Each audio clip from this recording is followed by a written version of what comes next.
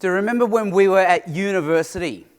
At university, we didn't have much, but we were happy.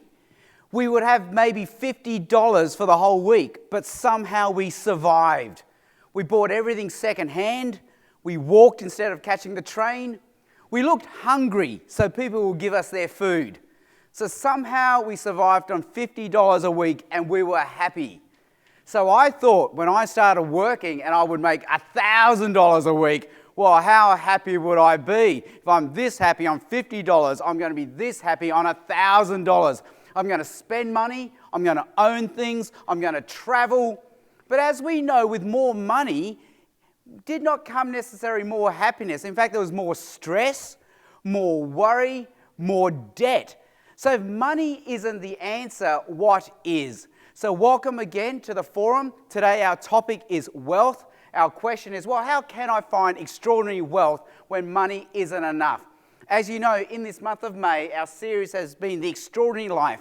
Our topics have been justice, sex, respect, and wealth. And each week, one by one, we've gone through these topics and seen what the Bible, in particular the book of Ecclesiastes, has to say about our topic. And this comes in the form of a 20-minute talk from me now, followed by 10 minutes of question and answer from you guys. And today is week 4, and it's our final topic, and we're looking at wealth. How can I find extraordinary wealth when money isn't enough? We can define money in the narrow sense. It's what we spend, it's what we save, but in the broad sense, wealth is everything we own. It's our property, it's our assets, it's our wealth. And in the Bible reading we've just had, it says this, Ecclesiastes 5 verse 10, whoever loves money never has enough. Whoever loves wealth is never satisfied with their income. This too is meaningless. So if money doesn't make us feel wealthy, what will? And so our question remains, how can I find extraordinary wealth when money isn't enough? Well, that's what we're going to answer today. And in the outline in front of us, you'll see there are 2 parts to this talk. In the first part, we'll look at the problem with money. And in the second part of the talk, we'll look at, well, what might be the solution? What does the Bible have to say? So let's begin with the first part of the talk. What is the problem with money? And here I suggest 3 things. Number 1, money can make us become quite irrational. As human beings, we're quite irrational when it comes to money. This is Laurie Santos. She's a primate psychologist. She works in the field of neuroeconomics. And she talks about an experiment where if they give monkeys 2 bananas, they're happy. But if you give monkeys 3 bananas and then you take one away, they become distressed and unhappy. So it's not how many bananas you have, it's whether you gain or lose that makes you happy or unhappy. In the first case, you gained 2 bananas, but in the second case, you lost a banana and ended up with 2 bananas. So it's whether you gain or lose that makes you happy or unhappy. It's not how many bananas you have. In the same way monkeys are with bananas, humans are with money. This is Daniel Kahneman, and his book, Thinking Fast and Slow, and for this he won the 2002 Nobel Prize in Economics for the work in this book. And he talks about one experiment where he says, let's say you're buying shares. You have shares in A, you bought low at 100 and now they're worth 1,000. You also bought some other shares B, you bought high at 1,000 and now they're down to 100. And now let's say you need a quick $100. Where would you get the $100 from? Would you sell from A or would you sell from B? Who here would sell from B to get their $100?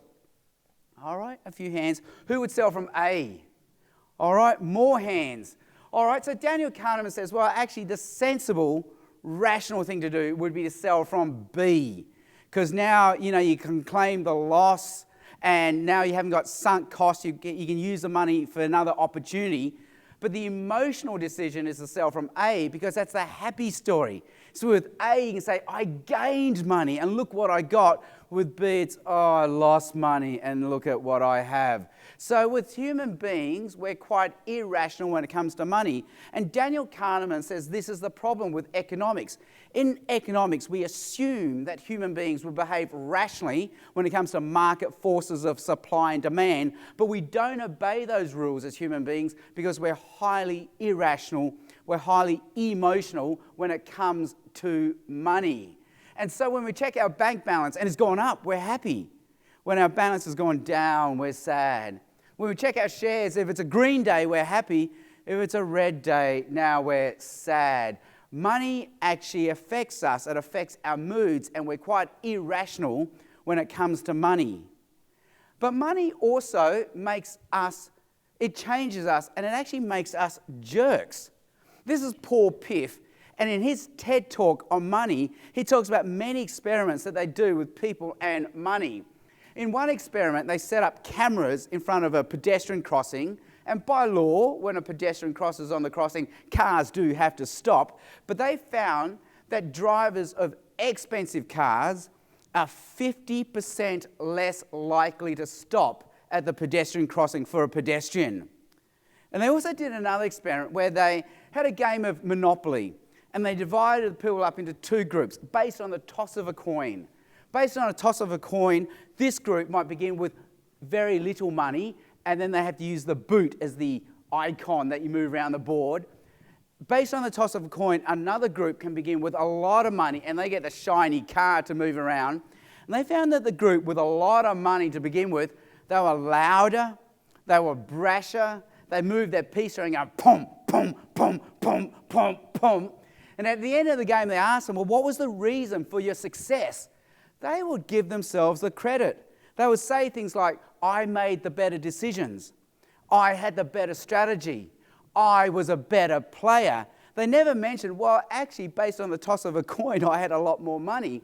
And so they've worked out from these studies that with money, us human beings, we become less empathetic, we become less caring, and we become more entitled, more proud, and more arrogant with the money that we have. And so they did another experiment. They got a candy jar, filled it with candy, and they put a sign saying, do not touch. This candy is for needy children. And they found that the people with more money were the ones more likely to take candy from the jar. So the more money we have makes us literally take candy from children. Money changes us. And as we know, studies show that poor people give a higher proportion of their income to charity, and richer people give less of a proportion of their income to charity. So somehow money makes us less empathetic, less caring, but more entitled with what we have. And this is what the Bible says, Ecclesiastes chapter 5, verse 13. I have seen a grievous evil under the sun. Wealth is hoarded to the harm of its owners. Money changes us, often for the worse. Or wealth lost through misfortune, so that when they have children, there's nothing left for them to inherit. And when we lose money, it hurts us. This is a double-edged sword with money. When we gain it, it changes us. But when we lose it, it hurts us. And Daniel Kahneman says, as human beings, we have a profound, what he calls, loss aversion. That's why we behave the way we do. The pain we get from losing $100 is double the intensity of the joy we get from gaining $100. We have a profound loss aversion. And there's a third problem when it comes to money, and it's this. Money actually might not make us more happy. They've done studies, and the more money we have does make us more happy, but up to a certain point. And that point is $70,000 per year. And from then on, we plateau. So no matter how much more money we make from there, we plateau in terms of happiness.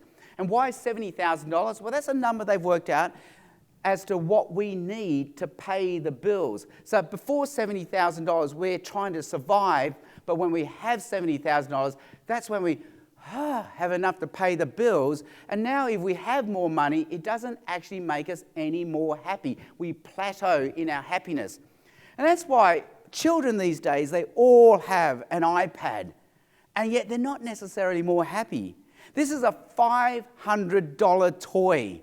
I remember when I was a kid growing up, an expensive toy was $50. Now a normal toy is $500. And kids aren't any more happy because they recalibrate to this as the new norm. So if you take it away from them, they're distressed, they're hurt. But if you give it to them, they're just normal, they've plateaued. And human beings are the same. Us grown-ups are the same with money. They've worked out if we give workers a bonus of, say, $1,000, there's an initial surge in happiness for 1, maybe 2 months. But after that, we go back to normal. We've recalibrated, we've adjusted to this as the new norm, and the more money doesn't make us any more happy. But it's more than just a plateau. Malcolm Gladwell, in his book David and Goliath, actually argues there's actually a point where if we have more money, it makes us less happy. It's an upside down U-curve, because money doesn't only just change us, it changes our children. And Malcolm Gladwell says every culture has worked out the 3-generation rule. And the 3-generation rule is this. The first generation begins poor, but through hard work will be able to rise through adversity and get themselves rich.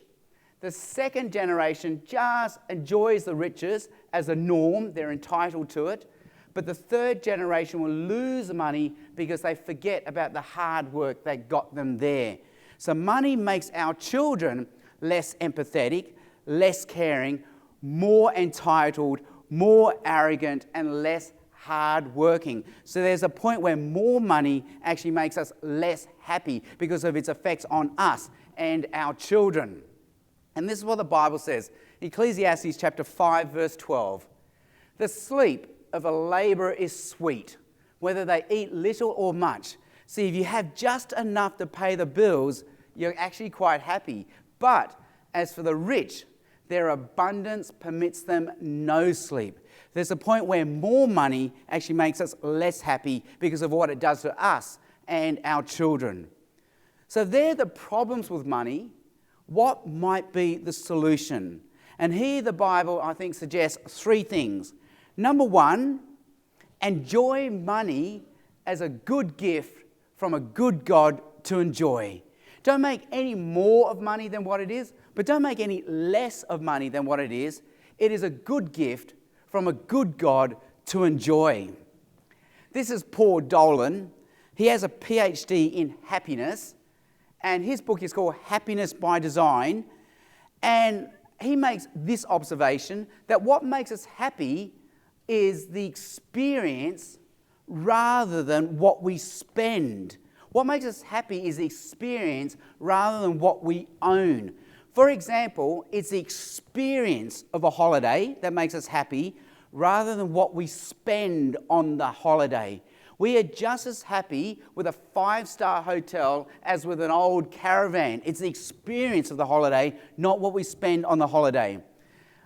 What makes us happy is jumping out of a plane. It's the experience of skydiving that makes us happy, not necessarily owning the parachute.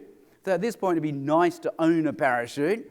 But again, it's experience rather than what we own that makes us happy. It's the experience of learning a guitar that makes us happy, not so much what we spent on the guitar. So for Paul Dolan, it's the experiences and how we learn to enjoy what we have rather than what we spend that makes us happy.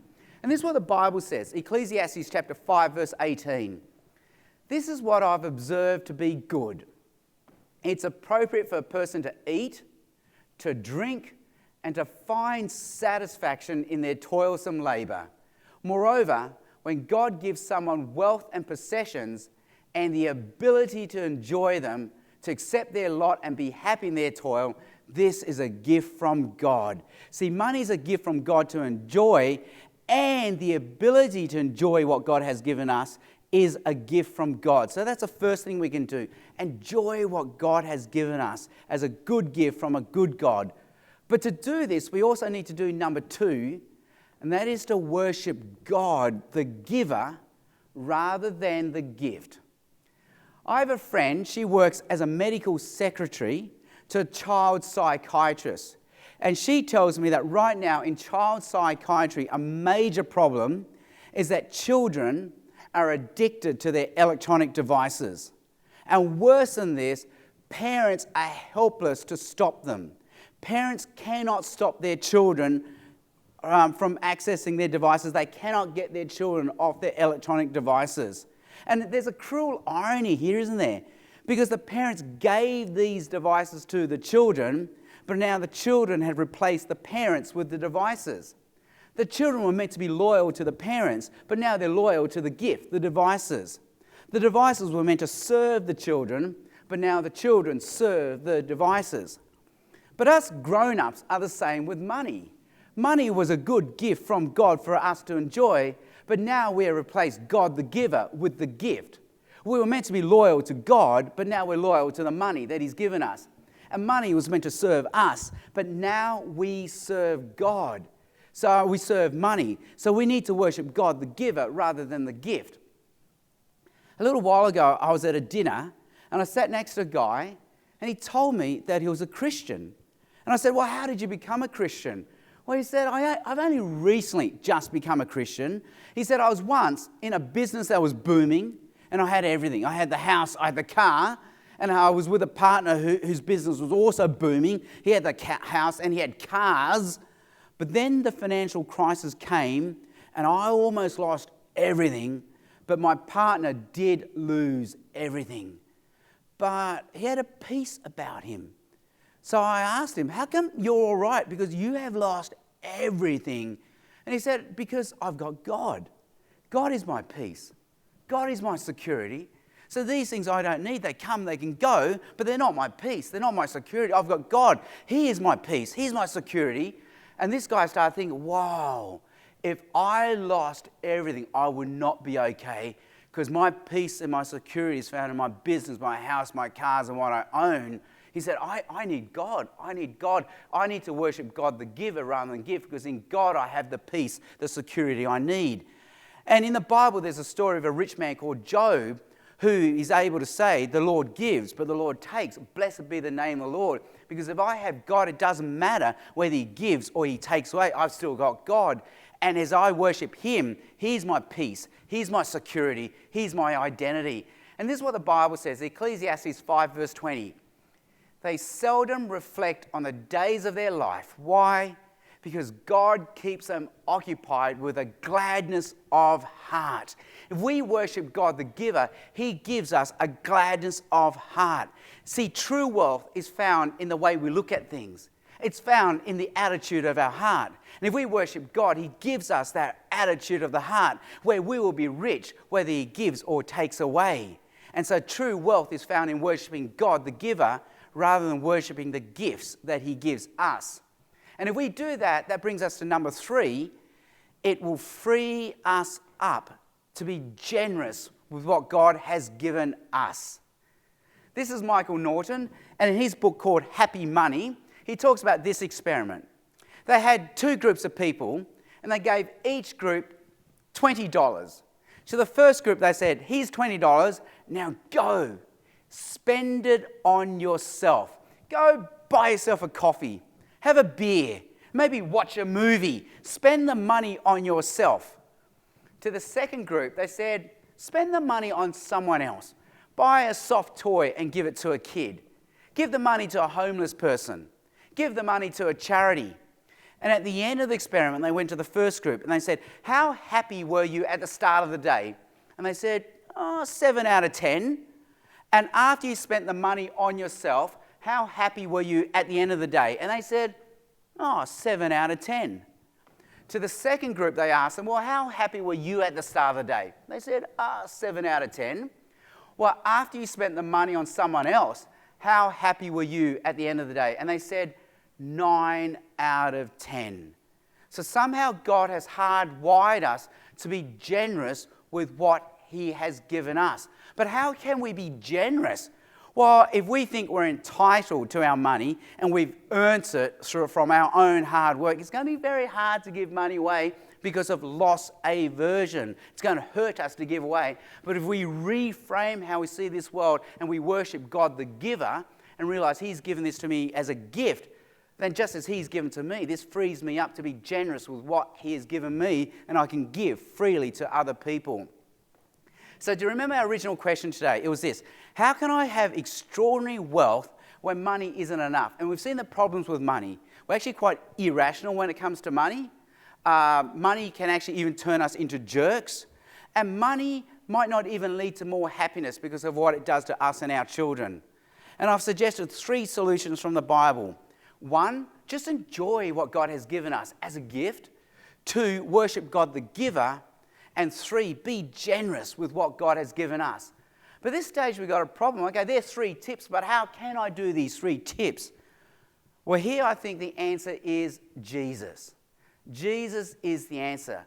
Because somehow Jesus, when he was on earth, he knew how to enjoy the gifts from God. See, Jesus himself wasn't that rich. There's no evidence he was that rich in the Bible, but somehow in the Bible, in the New Testament, he always knew how to have a good time.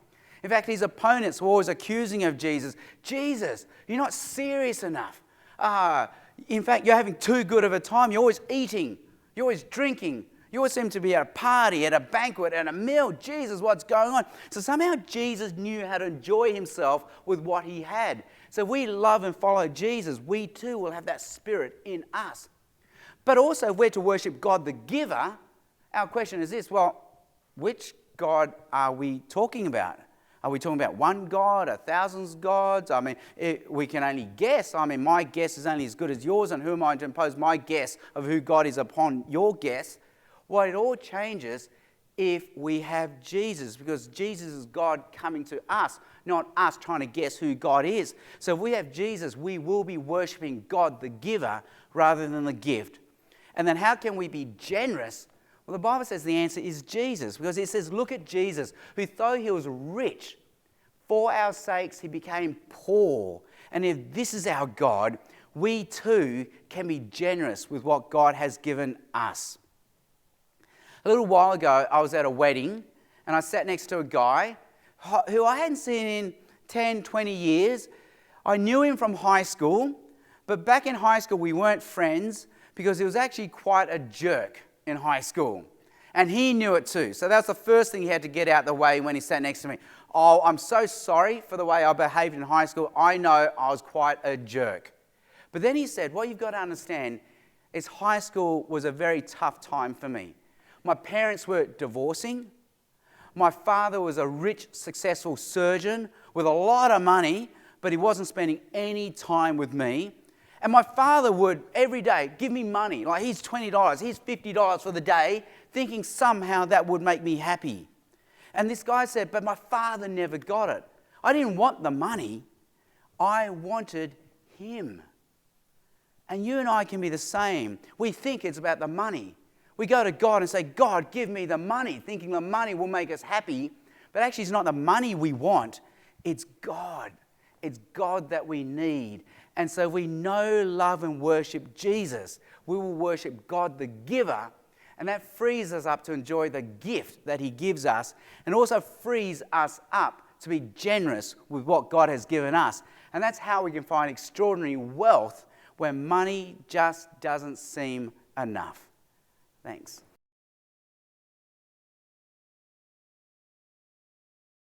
A few things. First of all, how do we define rich? Rich is a very hard thing to define. And what they find is, let's say I make $80,000 a year and my neighbour makes $60,000 a year. I actually feel very rich and I'm very happy. But if I make $80,000 a year and my neighbour here makes $100,000 a year, well, now I feel poor and unhappy. So richness, they find, is actually a frame of mind. It's a relative thing rather than an absolute thing. So sometimes we feel rich based on relative terms, and we feel poor based on relative terms. And then, you could even argue in Australia, in relative terms, we might not feel rich, but in absolute terms, we're in the world's top 10% in terms of richness. Just by being here, we're in the richest top 10% in the world. So we're automatically, by definition, rich. So in that sense, it's not right or wrong to be rich. It's just how we perceive our riches. What then becomes right and wrong is what those riches represent to us. And riches can represent different things to different people. For some of us, riches represent freedom. For some of us, they represent power. For some of us, they represent identity. And for some of us, they represent security. And the problem with that then is we lose our money, then we lose our power, our freedom, identity, our security, and it can quite devastate us. And worse than that, we're actually using our riches to do what God is meant to do for us in our life. Our riches have become our idol at that point. And so we need to somehow reframe how we see the riches, that these are gifts from God for us to enjoy, but don't make any more of them than what they are. They're gifts from God, and don't replace the giver with the gifts.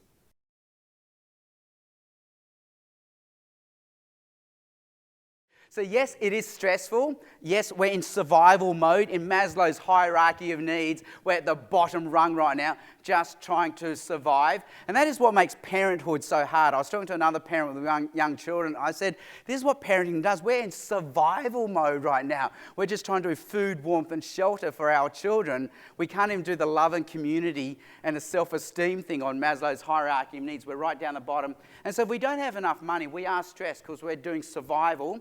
And my parents who do a lot of marriage counselling for Chinese couples, they say marriage is one of the big stresses for marriage as well.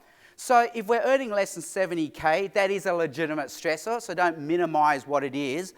But I was just reading this book by David Brooks, The Road to Character, and character is understanding that often in life we can't change our circumstances, but we've got to learn to know how to adjust to the circumstances we find ourselves in. And that's what true character is. So knowing, okay, right now, this is my lot, this is my vocation, this is where God has put me in a circumstance where I'm making not enough money. And so obviously I can try to rise above that, hope for better opportunities. But right now, in the very present, I need to reframe how I look at my circumstances. See that in relative terms, I'm actually still quite wealthy compared to the rest of the world. Maybe I have to readjust my lifestyle, but also keep worshipping God the giver, knowing that somehow He has a plan for me in all of this.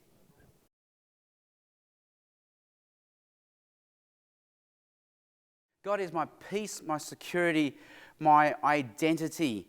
So right now, we seem to always look within for peace. That's how we've been taught in the Western narrative.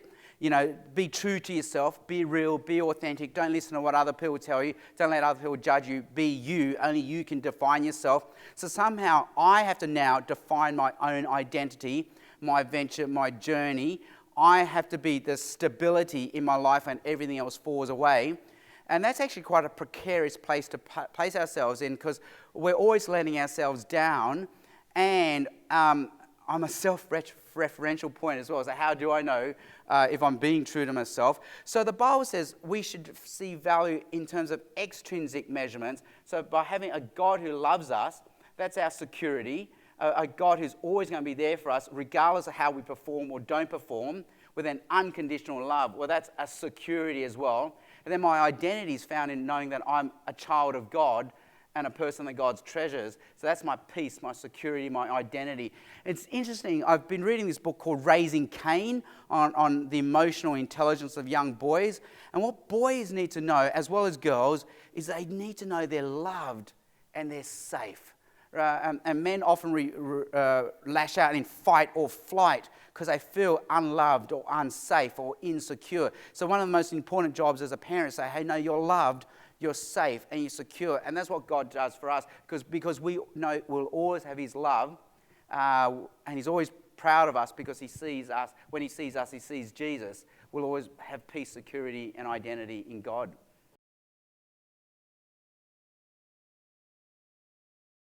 So where should I send my kids to school? Well, there are many good reasons for choosing the schools that we do, and that's often. And then there are other things like circumstances, what I can afford. So there'll be many factors. But let me just share a few stories. A few years ago, I went to my high school reunion, and I've shared this with you before. I didn't go to the 10-year reunion, and people say the 10-year one is not the one to go to because everyone's still beating their chest. Look at me, look at my job, look at my house, look at my car. But I went to the 20-year reunion, and that's the one to go to because everyone's so friendly. Because by now we've lost the house, the car, the job, so we're all back to normal and we're all friends with each other. But what I noticed at that reunion was no matter which class we'd been in, whether we were in the top maths class or the bottom maths class, no matter which sports team somehow we all ended out all right. You know what? So we ended up happy. So it really didn't matter what class we were in, what marks we got in the HSC, or what job we ended up in, or what career. And I also share this with you. 20 years ago, when I had to decide whether to leave full-time medicine to go into Christian ministry, that was a really hard decision. Now, my dad and my brother are both Christians, and they serve God really well as doctors, so you can serve God as a doctor. But I seemed to have this calling where I felt like I could serve God in full-time ministry by preaching and teaching the Bible and telling people about Jesus.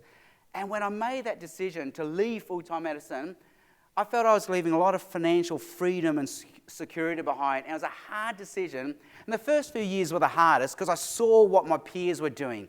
I saw where they were buying their houses. I saw where they could send their kids to school. And I saw the cars that they were going to drive. And I had this feeling like, have I made the wrong decision? Like Jesus, when you say to follow you, to give up everything, but I feel like I've given up too much here. But then 20 years later, so just 2 years ago, I was faced with the same decision because I finished teaching in one form of ministry and I had a chance to go back to medicine, or I had the chance to come here and do this as another form of Christian ministry. So I thought, I can go back to medicine now, or I can go into another form of Christian ministry. But this time I found it much easier to go back into Christian ministry because I could see my peers 20 years down the track as doctors, even with where they were living, even with where they'd send their kids to school, even with the cars they were driving, they weren't any happier. So I realised, that doesn't make you happy. So whatever reasons we have for sending our kids to whatever schools we choose, don't make the reasons where we project our fears and insecurities upon them, thinking they won't be happy unless they have certain opportunities, because they will be. Happiness is a frame of mind and it's an attitude from the heart which God gives us.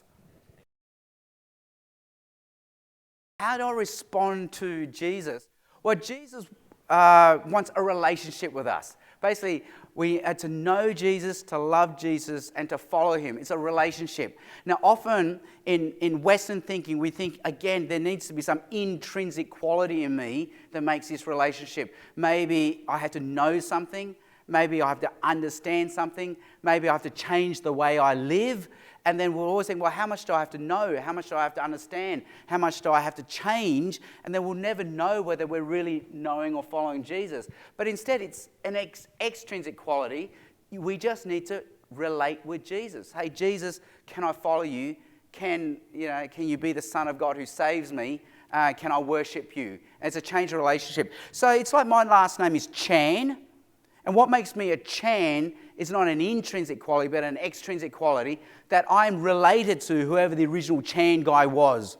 So what makes me a Chan is not an intrinsic quality, what I know, understand, or DNA. It's that I'm related to a Chan guy. And Jackie Chan out there, that means Jackie Chan and I are relatives. Again, not based on an intrinsic quality. I'm sure we have different DNA, different understandings, but we're both related to the original Chan guy. And what makes us follow Jesus is an extrinsic quality. We just need to say, as of today, I'm going to know, love, and worship Jesus. I'm going to change my relationship.